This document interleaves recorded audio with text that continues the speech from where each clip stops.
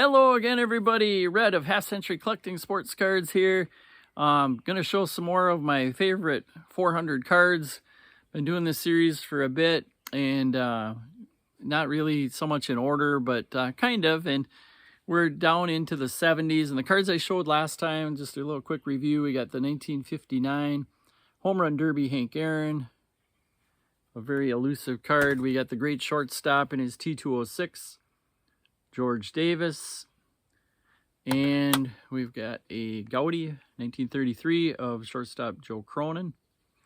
And this week I'm going to start off with not a real common popular card, but a T201. This is from 1911, the double folder card. So this Walter Johnson on the top here, folded, you can see to the back of Gabby Street, who is his battery mate.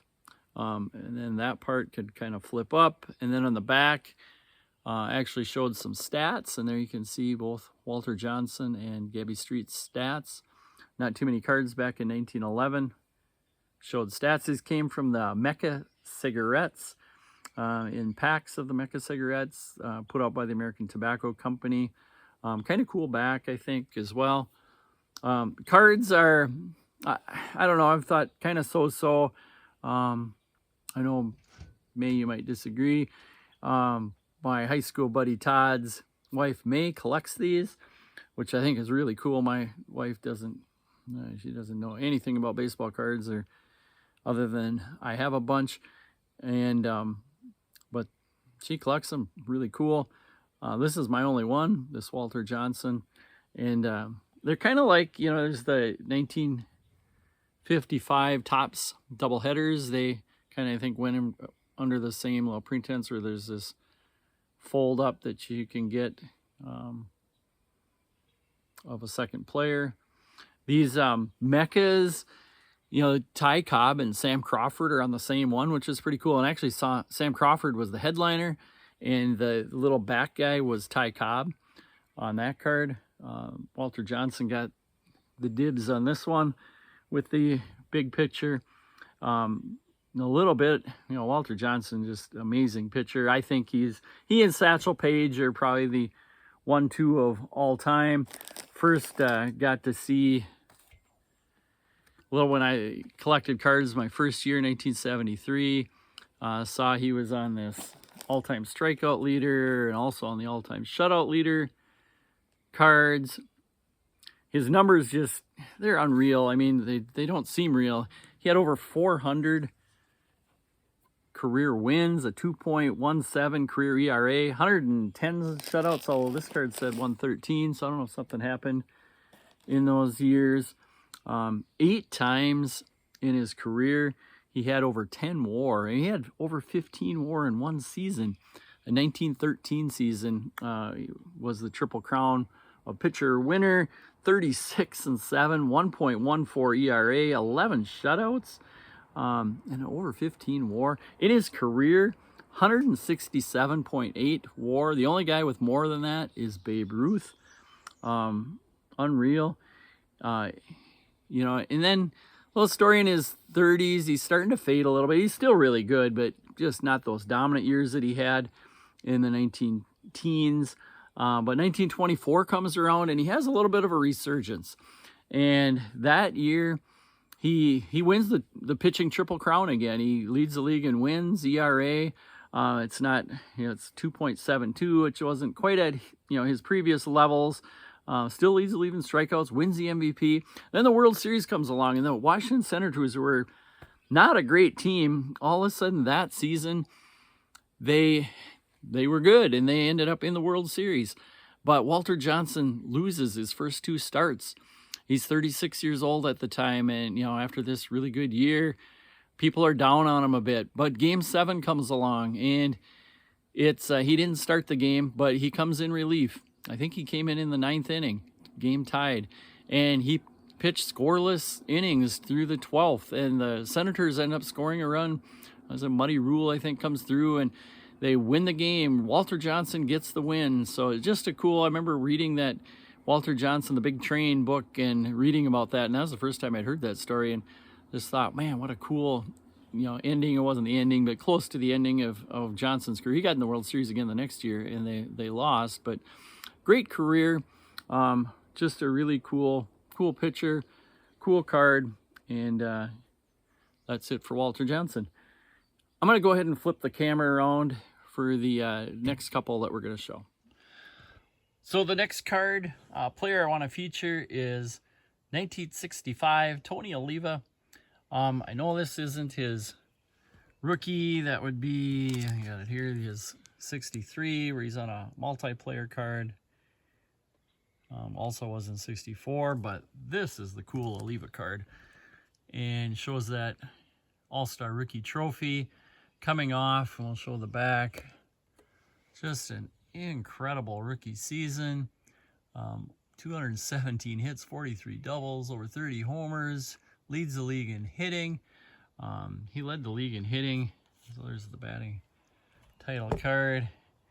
He's got another one very next year. And then he won a third batting title in 1972.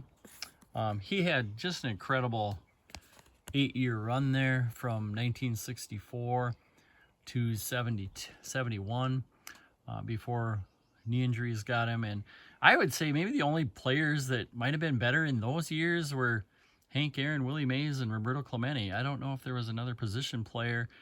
You might, throw a Skremski or Frank Robinson, even some Frank Howard years, Dick Allen into the mix, but they weren't better than Oliva. The only ones I'd say that were better, and that's even a little arguable, is Mays, Aaron, and Clemente. So just an incredible run there. And then the knee injuries. He ended up, tearing his second ACL, both knees. He had a lot of meniscal damage. He had at least 7 knee surgeries in that time. And at that time they could take out the meniscus. They couldn't fix an ACL. So the time I got to see him in the early 70s, he's a designated hitter. He still could hit, but boy, he couldn't run. I remember him hitting some balls to the fence and just, struggling to get to second base on doubles. Just those knees wouldn't work anymore. But in his earlier days, he won a Gold Glove. He had some speed, good outfielder, as well as being just an incredible hitter. Pretty cool that he actually got into the Hall of Fame, I think. Now, would have I voted him in, even though he was one of my favorite players, being a Twin? I'm not sure. He definitely had that 8-year run where he was great, but is that enough?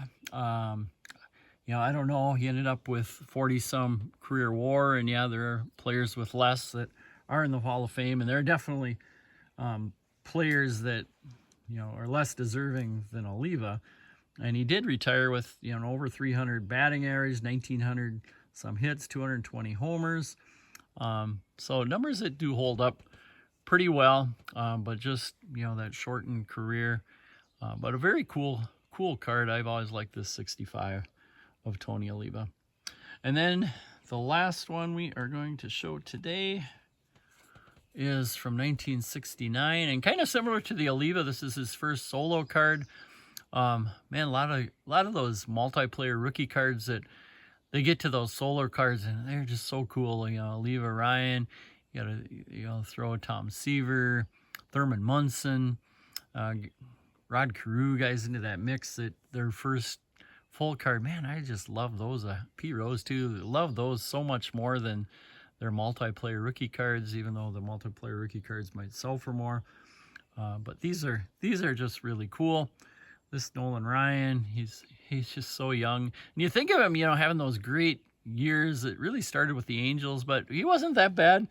In those early years with the Mets, I remember reading a Sporting News article it was like the 68 article talking about when are we ever going to see, this Nolan Ryan come through this stuff, because he was hurt all the time back then. He just had to pitch limited innings, and you can see, his 68 rookie season there, how he did. And then in 69, he threw less than 100 innings, but he did end up, with a playoff win where he threw 7 innings in relief in a game, and then the World Series, and they came out even with a card highlighting him, and this is a time when he was far from a superstar. but he gets on the cover of the card as he got the save in Game 3 of the 1969 World Series, which the Mets won. But then he gets to the Angels, and wow, things just hit. You know, he lead the league in strikeouts 11 times, which is one less than Walter Johnson, who led in 12.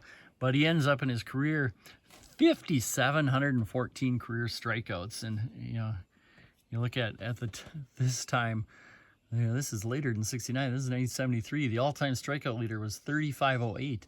And Ryan ends up with over 5,700. Now, he also ended up with over 2,500 walks. Two times he had over 200 walks in a season, which I think is pretty incredible. But he won 324 games in his career, 3.19 ERA, 84 career WAR by Baseball Reference. And one thing I remember is him coming out at age 63. That's older than what I am right now. And he comes out and throws the first pitch at 85 miles an hour in a game. And I was just coaching high school baseball, and the guys that threw 85 are, for the most part, you know, pitchers that are really bringing it. And he did that at age 63. So just incredible. Love these 69 backs. And you got to show here the background of this is the Cracker Jacks. This came as leftovers, as my wife usually does, buys quite a bit on these parties, but my son had his graduation party with baseball theme, and we had Cracker Jacks there, and I shouldn't say anything more about my wife, because I found out my daughter watches these things. Hi, Jiggy, if you're still watching at the end here, and shares them on this family thing where I was talking last time about hiding out so I didn't have to help set up for the grad party. But I did a lot of things to set up. I was there a lot, and we had a pretty fun grad party, getting to see my son off, and he loved baseball. Not really a baseball card guy, but loves baseball, and hopefully you'll get to some more playing in college at the next level. Be fun to watch. So thanks for watching, everybody. We will see you again next time.